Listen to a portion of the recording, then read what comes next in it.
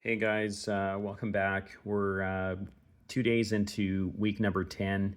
The reason I'm making a video, I'll just cut to it, is I need help with my torch, and I'm gonna zoom in here so you guys can see. I just made a video there that I had done a water change. This is being told so that anyone that does get a torch and wants to keep it in good health, they don't make the same mistake I did. So essentially, I had the torch right in this area, just as I do this torch in the sand bed. I didn't know any better. And if we look at this one, it's possible that some of those tentacles are going to be damaged, but because it's been doing so well, I'm inclined to leave it there. I don't have a frag rack. The only other option would be to, glue it to a rock, right? And so anyways, the torch I'm referring to is right there, guys. And I'm going to zoom in from a better angle so that you guys can see. So this is what's left, right? But the story goes, I had it right down here. So for days, the pistol, if you look, the pistol shrimp pretty much has pulled in shells, crabs, whatever, right? Occasionally you hear the snaps. And so the torch was doing fine. It was looking great. And in one day, just one day, okay, it looks like this. Let's get in here a bit so you guys can see. So you can see there's like a few green specks, but the rest of it is gone. It's been slowly flaking off, right? And so, one of our subscribers, or a few of you guys, had said, you need to check your alkalinity, right? So it's possible the water parameters, or maybe there's too much shock from the water change that finished it off, because it did have a lot more tissue yesterday. So I did the water change, let's say at like 5 a.m.-ish. And right now, it's been a day and it's 9:40 a.m. here where I live. So, I'm not, I think because those heads have been coming off, like this mushroom has been closing up, the zoas maybe are a little bit more closed up. Initially, I was freaked out because this hammer was fully retracted in, and I'm not sure if that's just maybe when there's no light, they close up. But it seems to have come out. So I guess my question for our more experienced reef keepers is, do I keep this head in? As you can see, there's like a few morsels of neon torch left. Like, is there any possibility? My understanding is that provided there's no parasites, it's possible for the head to grow back. It's just not going to look like a regular head, right? So the question is, do I leave it in here? I'm just concerned about it, rotting or decaying, I should say, and then, having other implications for our other tank mates. It is a learning experience. I wish I had done some more research in terms of like general care guidelines for this. Like, it's possible, I was hitting it with too much flow, was positioned in the wrong part of the tank.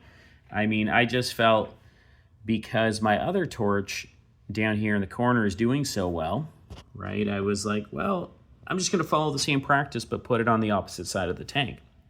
And occasionally when you go to these stores and you spend your money in there, they want you to buy as much as possible, right? Like, to be honest, like one of these stores, within picking up the tank, they were like, "Oh, are you sure you don't want a pair of clowns?" And I was like, well, I need to cycle the tank first, right?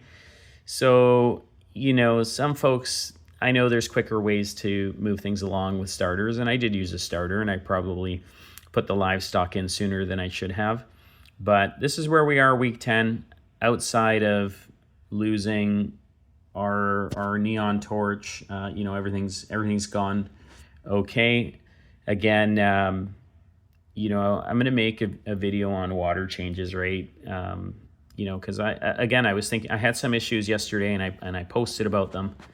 But the main one is, you learn as you go, and then you know, the recommendation of doing 10% water changes on a small nano tank as opposed to 20% water changes every 2 weeks, right? So 10% weekly might be the route that I go.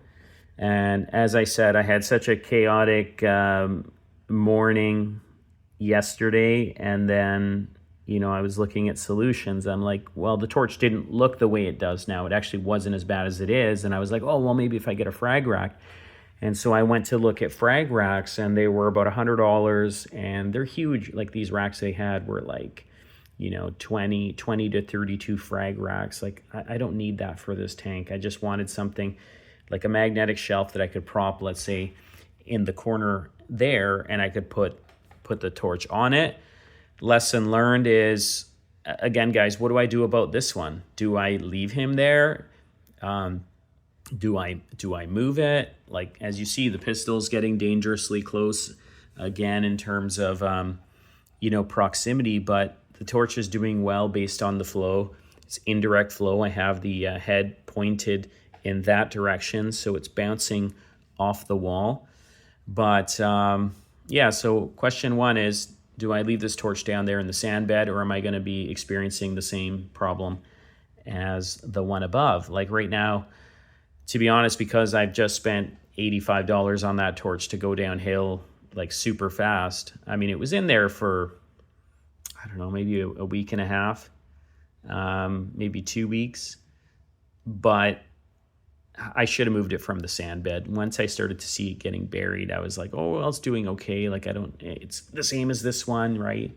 I don't need to do anything. And then, you know, here we are. So guys, if you think the final question, I think, for you guys is, if you think that this guy will recover, I will leave him in there. But if you think he's too far gone, and what I mean is, you know, the flesh, there's not much flesh for it to grow back, then let me know, because as I said, I don't know what I need to do. Like, I've read various things about dipping the torch in to, like, you know, if it was a parasite that killed it off. I really don't think it was a parasite. I think it was likely water quality and flow and the movement. It wasn't this bad. I moved the torch like during the water change. It was probably just too much stress, and probably should have unburied it and left it.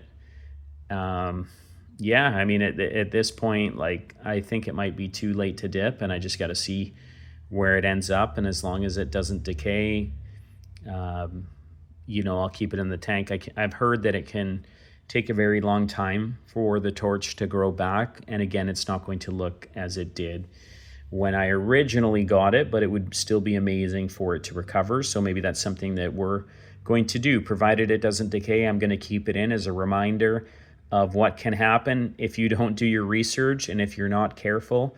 As I said, I kind of said this in one of our initial intro videos is, in life we got to take action and not overthink things. And certainly, right, one of the fellows at the aquarium store was telling me that, torches can be a real pain, but the reality is in the tank that they have there, a 65-gallon, they don't do anything. They really don't feed them directly. What I mean by that, let me clarify.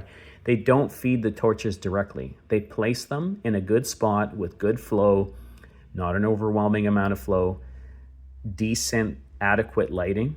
I mean, actually, when I said previously, this is a final question, I don't think I overdid it with the lighting. I don't think it was the lighting that did it, because everything else in the tank is okay. And from what I understand, these Fluval lights are not like super intense. I'm sure there's like aftermarket lights that you can buy that have like really high wattage and high intensity. So I don't believe it was the light. I think it was my lack of knowledge in terms of placement and getting it adequate flow, and the sand and the pistol. One of the subscribers had actually noted that it's possible the pistol was picking at it for some time, and I just didn't notice the flesh reduction. And that's possible. I mean, when I showed the photo of the torch to the fellow at the aquarium store, he was like, oh, that's been happening for a while. And I'm like, well, well, it didn't look like that yesterday. It had way more of a fleshy head. Like you can see it in the previous video, and I can link it here. If you look at that video yesterday, it was I thought for sure, like, it had an opportunity. Okay, I've moved it. It's not going to get picked at. I feel like moving it was the worst thing I could have done. But at any rate, guys, if anyone has experienced this and actually regrown the head, let me know. As I said, I'll keep it in there as a reminder of what not to do. And if you think that it can grow back, like, let me know in the comments, right? Like, have you actually been successful in regrowing a torch? Like, I don't want to go and buy iodine dip. Like, basically the guy at the aquarium store, he's like, yeah, it's gone. Torches are a pain, replace it, whatever, right? So that was his approach.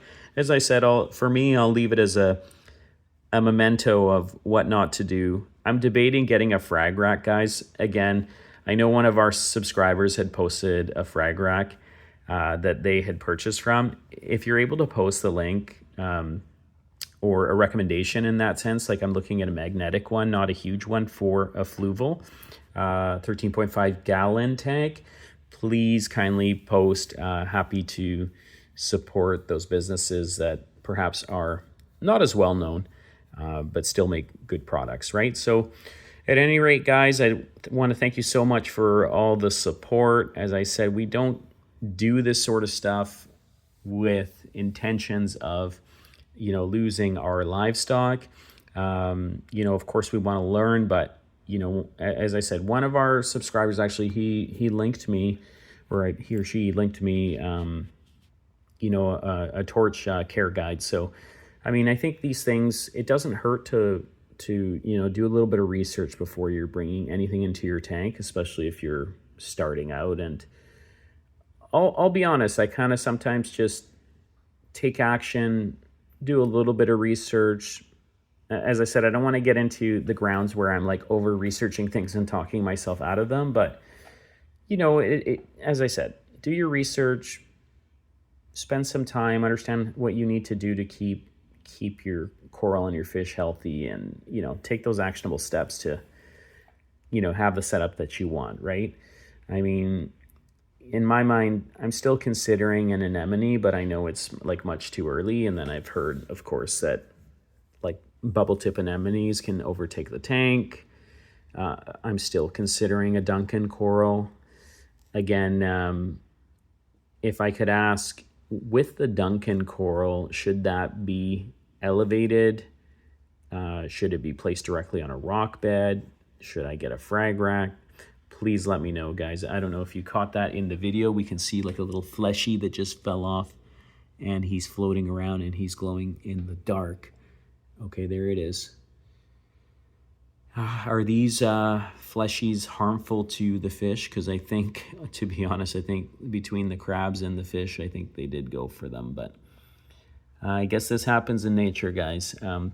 At any rate, thanks for watching. And if you're not subscribed, please consider subscribing. And again, if there's any guidance or recommendations, by all means, put them in the comments. I do read every single one and try to respond to everyone. Have a great day. Thank you.